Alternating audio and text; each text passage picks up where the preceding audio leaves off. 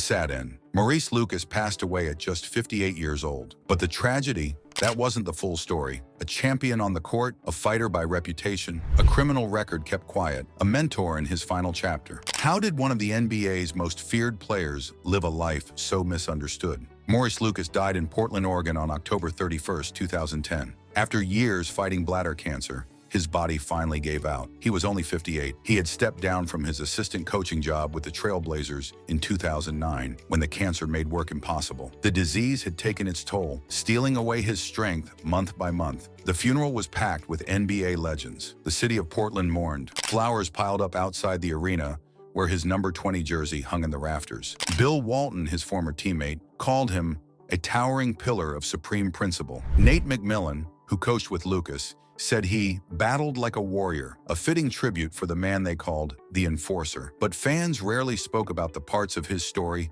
that Lucas tried to keep in the shadows. Behind the tough guy image was a man with real flaws and deep regrets. The papers wrote about his championship. They wrote about his famous fights, but they didn't tell the full story of Maurice Lucas, the story of a man who rose, fell, and fought for redemption. His death marked the end of a complex journey. Born in Pittsburgh, raised tough, Lucas traveled a path far more complicated than most basketball fans ever knew. Lucas was drafted in 1974 by the Chicago Bulls with the 14th pick. Instead of joining the NBA right away, he chose the rival ABA League. It was his first big decision that shaped his career path. His college days at Marquette University had shown his potential. He led the team to the 1974 NCAA championship game, where they lost to North Carolina State. Lucas played all 40 minutes of that final game, scoring 21 points and grabbing 13 rebounds. With the Spirits of St. Louis, he quickly made a name for himself. In his rookie ABA season, he averaged 13.2 points and 10 rebounds, making the all-rookie second team.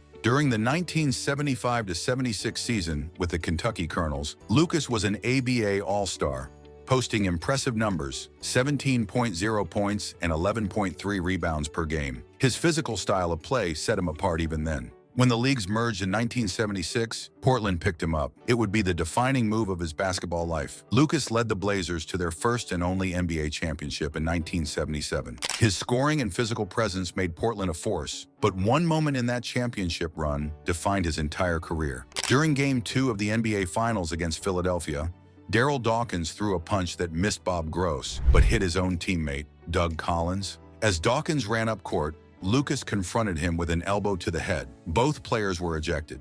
Lucas was fined $2,500 for the incident. The money meant nothing compared to what happened next. The Blazers were down in the series, but Lucas's move flipped everything. Philadelphia never recovered. Portland won the next 4 games and took home the trophy. His teammates insisted Lucas wasn't a dirty player. He was protective. He guarded them on the court like family. Bill Walton was allowed to flourish because opponents knew they would answer to Lucas if they played too rough. But the media loved the conflict. They named him the Enforcer, and the label stuck. Lucas hated it. "I received more publicity from the Dawkins fight than my entire season's performance," Lucas once said. He felt his scoring and rebounding talents got buried under one brief moment of violence. That season, Lucas led Portland in scoring with 20.2 points per game. He also led in minutes played, field goals, free throws, and offensive rebounds. But people only remembered the fight. After Portland, Lucas bounced around the NBA, playing for 7 different teams. He went to the New Jersey Nets in 1980,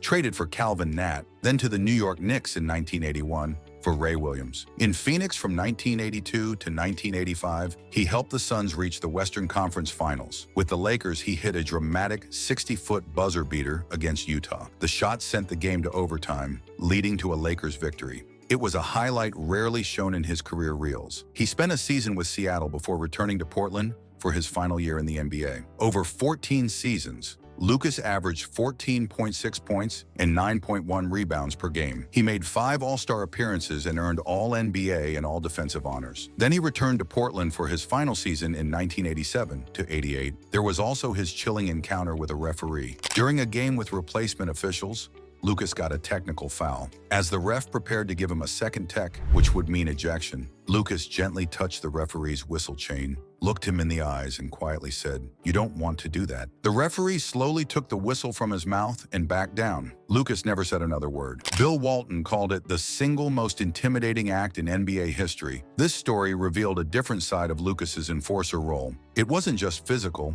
It was psychological. He didn't need to throw punches to control a situation. His presence was enough. In 1988, Lucas began working as an assistant coach for the Trailblazers. His basketball knowledge and leadership made him a natural teacher. The transition seemed perfect. A hometown hero staying with the team he led to glory. Young players looked up to him. Fans still chanted his name. But just 3 years later, his life took a shocking turn that few saw coming. On November 13, 1991, Maurice Lucas pleaded guilty to drug trafficking with a firearm. This wasn't a minor offense. It was a federal crime that carried serious prison time. The details were kept quiet. The media coverage was minimal. The man who once dominated headlines for his on-court heroics now faced his greatest challenge away from the spotlight. He was sentenced to 5 years in federal prison.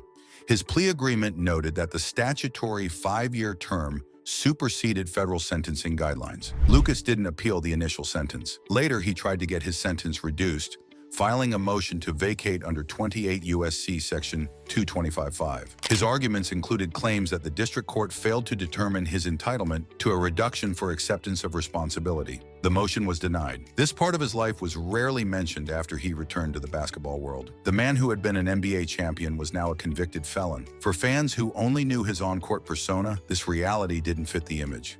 The Portland community that had embraced him now watched from a distance as their hero fell. His jersey still hung in the arena, but his reputation had been severely damaged. After this difficult chapter, Lucas worked hard to rebuild his life and reputation. He returned to coaching, rejoining the Blazers staff under Nate McMillan in 2005. The path back wasn't easy.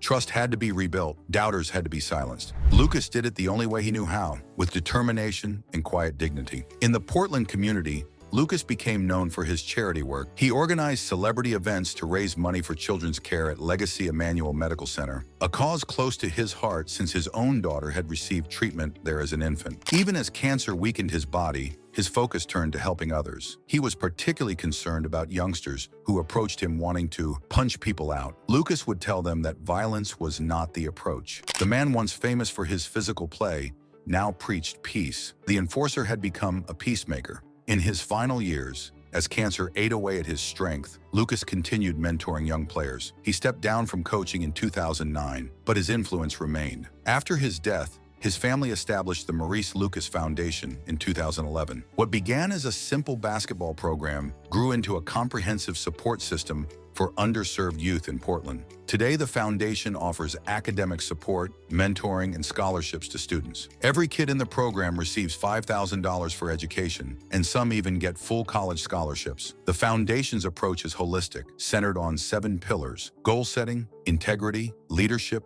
respect, hard work, personal responsibility, and positivity. These values represent the man Lucas became, not just the player he was. His son David leads the foundation, turning his father's troubled journey into a roadmap for helping others avoid similar mistakes. The foundation primarily serves students of color and low-income families, providing not just educational support, but also assistance with basic needs like food, healthcare, transportation, and housing. What started as one man's redemption story has grown into a movement helping hundreds of Portland kids find their way. The legend that hangs in people's memories is the Enforcer, the man who struck fear into opponents and changed a championship series with one confrontation. Few remember the complete Maurice Lucas, the father who worried about his family, the prisoner who sought redemption, the coach who mentored young players, the community leader who wanted to make a difference. His number 20 jersey hangs in the rafters at Portland's arena, but his full story has largely remained untold. Maurice Lucas was a man of